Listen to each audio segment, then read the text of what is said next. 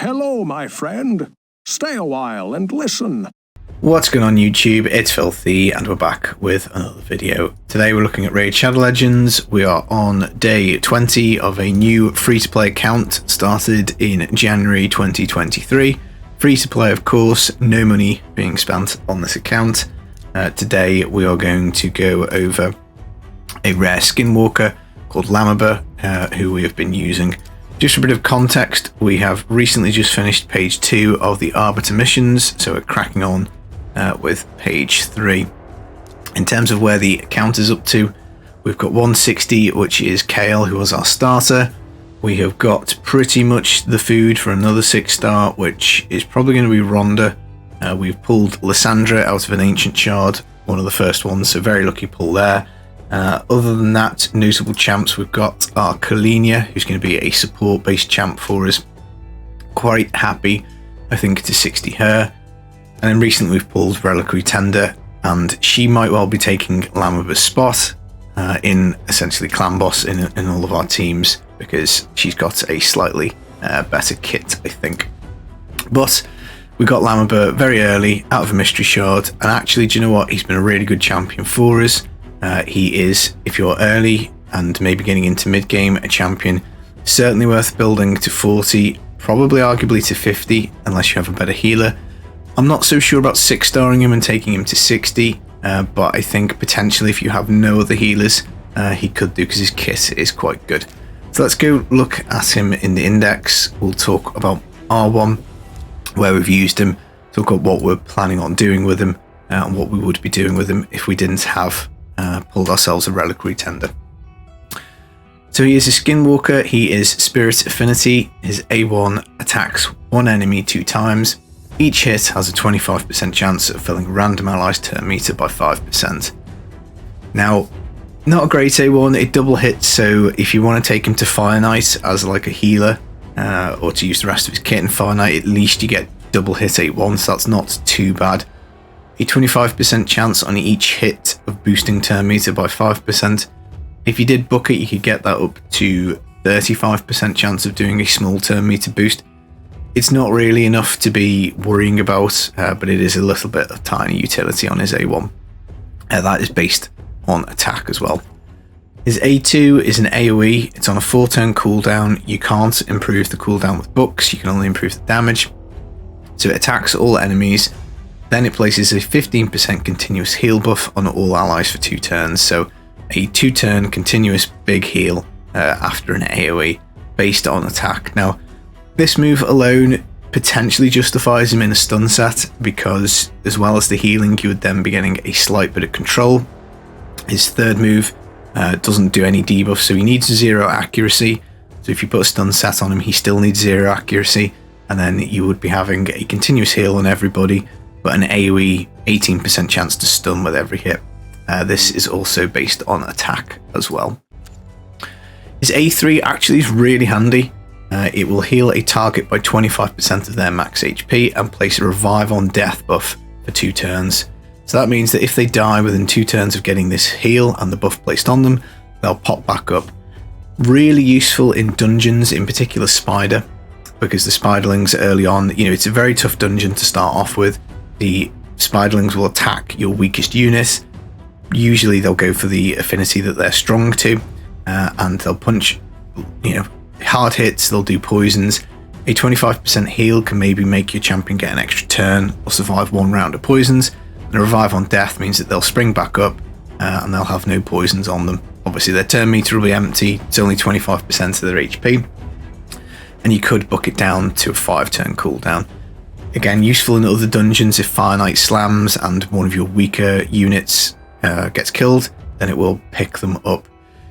As the game goes on, as you get more 60s, as you damage dealers, you rank them up to 6-star and 60. Unless you have Lamiber at 60, this move will become less and less impactful, because he'll probably end up being your weakest unit. But on a play through the game to where we are now, this has been very, very useful. He also has an increased speed in all battles by 10%. This is kind of nice for Tag Arena, because obviously you can put him in the lead. If you got him early in the game, you could maybe use him as a lead in Arena if you just wanted that little bit of extra speed. Initially, on the first few days of having him, we ran him at the start of dungeons at the front position, again just for that 10% speed increase. His stats are not particularly amazing. 16k and change HP is okay. It's not amazing, but it's okay. Attack, we don't really worry about. I haven't built him for damage at all, so not really worried about this figure, but it is 1000. Defense is okay at just over 900. You'd like that to be a little bit higher. And his base speed is also quite decent at 98. And then the usual kind of crit rate and crit damage buffs. And he starts with 30 resistance as well. Now, if we have a little look at R1, and I'll show you how we've built him. And we haven't re-geared him since, I think, probably 2 or 3 days into having him. So the goal really, the two stats that you care about the most are HP, because you don't want him getting targeted by the AI in raid. So the higher his HP, the less likely he is to be targeted, albeit magic champions will still sometimes go after him because of the affinity matchup. Defense is another good stat to try and pump. We've got it up to just over 1100, and then obviously speed is always quite handy. His speed is 126, so if we were keeping him, if we were building him, if we were looking to improve this character at the moment, then I think certainly speed I'd be looking to get up much nearer to 150, cracking north of that if we possibly could. I wouldn't be worried about crit rate, I wouldn't be worried about crit damage. Resistance is always an okay stat, because if he's not crowd controlled, then he can do his abilities, and we need no accuracy.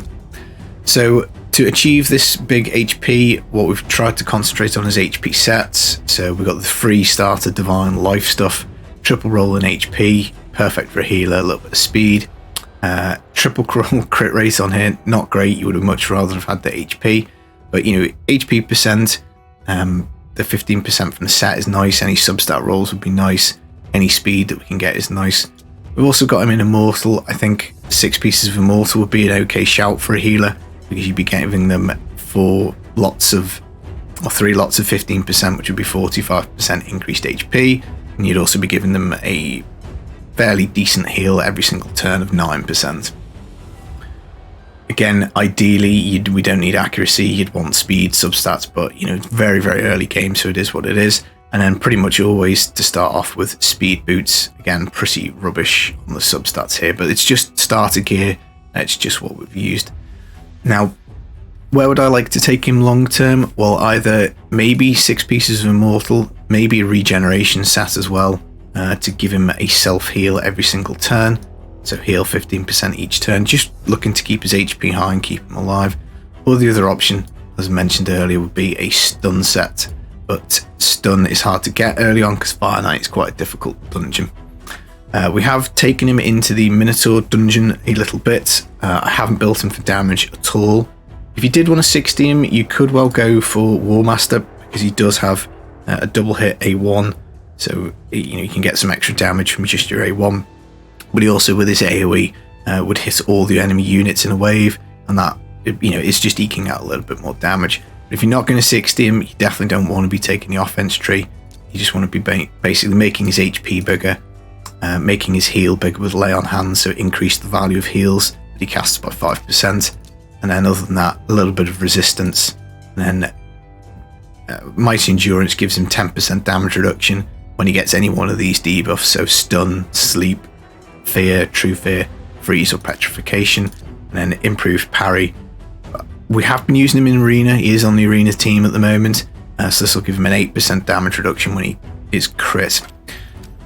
So looking at his kit for arena, it's actually okay, provided you don't get completely one-shot by the enemy. And again, just for context, we've just finished in Silver 3, and generally speaking, we don't get one-shot unless we pick a really, really bad fight. So his kit, basically, if he gets a go, it's okay. He can do an AoE, chip away at somebody with a small little bit of damage, then get the continuous heal out. Again, as I said, long term, maybe put him in a stun set and he could do some damage there, get some debuffs out.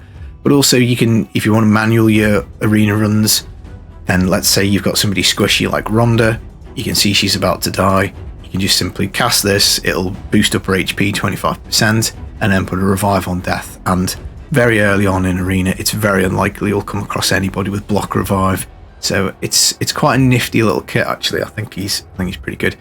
We did manage to get the Soul Stone for him out of a Soul Stone shard, and we just basically decided to go for Dark Resolve just to give him a bit of a chance of blocking Freeze, Provoke, or True Fear, because ultimately, if he's the healer, we kind of want him taking his turns. But I don't really think any of the rare blessings are particularly great, so it doesn't matter too much. For Faction Wars, he's going to be a champ worth hanging on to, because early on, if you look at the rares for Skinwalkers, there is so few. There's like 9 of them. So you've got 2 uncommons. Satyrs okay for an uncommon. He's got decreased speed on his 8-1. He can attack 4 times at random, decreasing turn meter. He's alright as an uncommon. Greybeard I like a lot as a campaign champion. He's good crowd control champ. Gnarlhorn is fantastic for his AoE provoke, increased defense on himself, and an unkillable. But other than that, I think you got Flashmonger with AoE decreased defense. And who else do I like? Grappler. I've built him in the past on a previous account to do Fire Knight because he's got reflect damage. But what I'm getting at is it's kind of slim pickings here on the Skinwalkers, and it isn't really until you get to the epics. And again, there's not terribly many of these, so you're not going to get a bunch of them in the pool. Steel Skull is a really good healer, but ultimately I think it's going to be a little while. You're going to be quite lucky to get yourself a Steel Skull. You're probably going to be quite lucky to get yourself a Smash Lord. So you're probably going to be struggling, I think, for healing in this faction. You probably don't want to be gearing a bunch of champs in lifesteal gear. Again, it depends on their strength and how much damage they can do to recover. But ultimately, he's going to be quite a good little rare. He'll give you a speed aura for Faction War, so even keeping him for 50, I think it's going to be a long time before we're kind of got a strong enough team with legendaries, with epics, that we're going to bin him anyway. So worst comes to the worst, he's good for Faction Wars. In terms of his place on your roster, you need to think about what his kit does as to whether you want him taking up a slot. If you compare him to War Priest, who is the same affinity and healer, his healing is much better. His kit, I think, is a lot better with the Revive on Death. He's got 2 moves that both do heal, and he's got the Speed Aura, so we like him a lot better than the free champ you get for healing. I'm probably not going to invest in him past 50 because Reliquary Tender, who we just pulled, has got a better kit because she has a Revive on a 5-turn cooldown when booked. She also has a AoE Team Cleanse, 15% continuous heal for 2 turns. This can go down to a 3-turn cooldown, so the heal is faster than Lamiber's because you get back to it 1 turn sooner, and it also does a cleanse as well rather than an AoE attack. And she's got the small version of attack down on her A1, which you can book out to like 50% chance. So I think she's a better champ, plus she's void, so she's not going to be weak anywhere. If we hadn't pulled Reliquary Tender, I think the potential to 6-star this guy goes up. But again, looking at the roster, Rhonda would definitely be ahead of him because she's just a great champion for damage dealing, Fire Knight, Arena with her block passives and block active skills. Lysandra, of course, would be well ahead of Lamiber in a 6-star queue.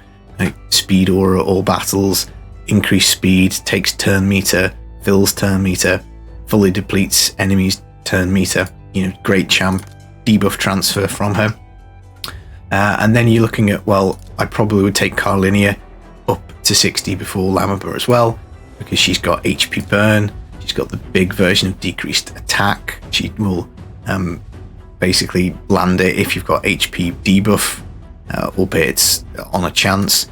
She does AoE Team Strengthen, small version, but it can't be removed or stolen, and then she will decrease buffs on enemies when they've got an HP burn. So I think she's probably, again, above him in the queue.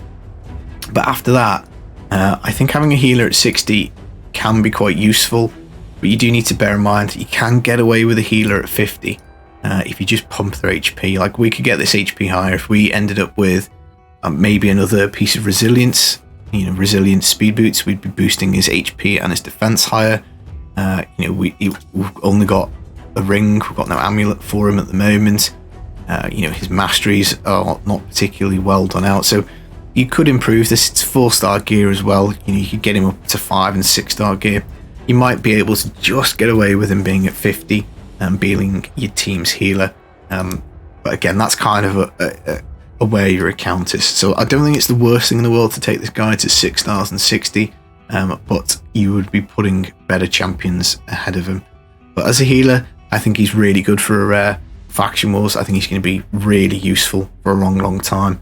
And sometimes, you come against 4 stages and you might just want a strong healer who's not going to attack. So 4 stages later on in the game, even if he's 50, provided his stats are pumped up, he probably won't get targeted. He could just hang out on the team as a 50, healing everybody, and could be quite useful. So I'm pleased to take him to 50. I've used him literally everywhere. He at the moment, he is on all of the teams for whenever we're trying to get as far as we can in Ice Golem, because the healing's really handy. Same for Spider with the revive, really handy. Dragon, again, he comes with us. I'm not sure we use him on Fire Knight because his kit doesn't do enough multi-hits, I think. I think we're just YOLOing Fire Knight to get his shield down once, so we're not really using him there. Minotaur, very helpful to push the last couple of stages of this. We are using him on this team. Not sure about stage 14, he'd be the weak affinity, but again, stage 15, I'm sure he could cut it.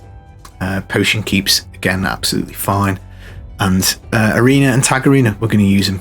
So ultimately, I think a fairly decent little champ. I hope you enjoyed this guide. I hope it was useful. Maybe if we do 6-star him, we'll refresh this, but I think we're probably going to hope to pull an epic or a legendary healer at some point. And that would, hopefully be a better champ. That's been the video guide. I hope you enjoyed it. I've been the Filthy Casual. Take it easy, guys. Peace.